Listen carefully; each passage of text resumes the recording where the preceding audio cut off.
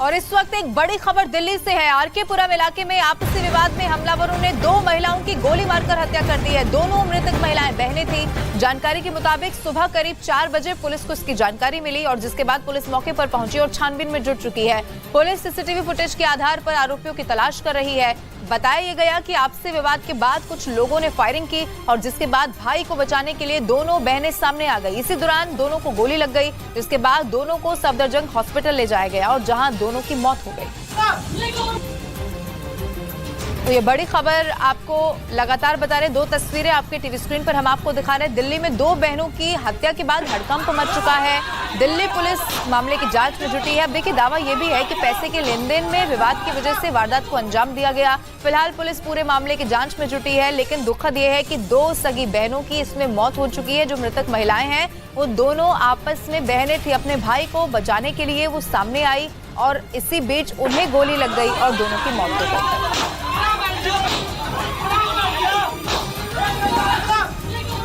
आपके के साथियों ने मेरे से आते बोला, हाँ भाई चल। मैंने सर मैं भाई कहाँ चलूं भाई, इतना पूछा मैंने भाई कहाँ चलूं। इतनी देर में सर उन्होंने मेरे को फायरिंग करनी स्टार्ट कर दी। ये मेरे एक तो छू के निकल गई सर, ये एक छू के निकल गई, फिर दूसरी करी तो मेरे बहन ने बोला भाई भाग। मैं सर जैसे भागा हूँ तो भागा, मेरे को 2 फायरिंग और करी लेकिन सर मैं बच गया।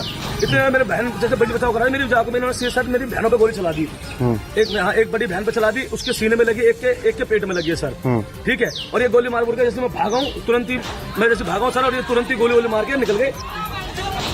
मामा ने फोन करा था, मम्मा आई थी। मम्मी आई थी, मामा ने बुलाया था? हाँ। अच्छा, वैसे गर्मियों में?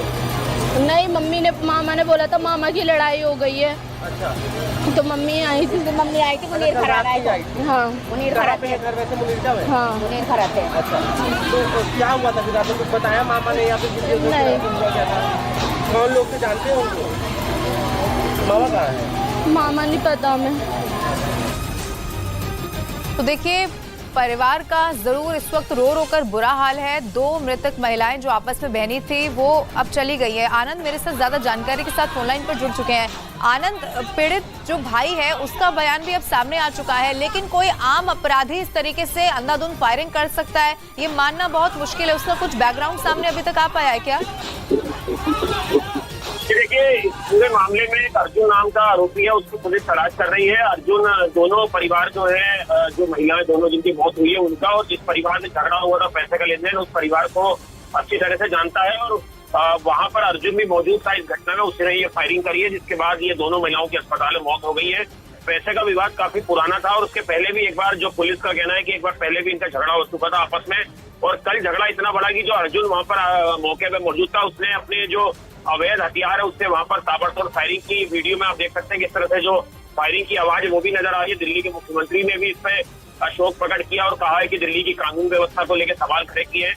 तो पुलिस के लिए चुनौती है कि जो आरोपी है उन्हें जल्द से जल्द गिरफ्तार किया जाए। बिल्कुल आनंद, और तस्वीरें जो अब परिवार के सामने आ रही है वो बहुत विचलित करने वाली हैं। परिजनों का रो रो कर बुरा हाल है। आनंद, क्या ये पता चल पाया वो जो आरोपी है वो अकेला आया था कि उसके साथ और भी कई लोग थे?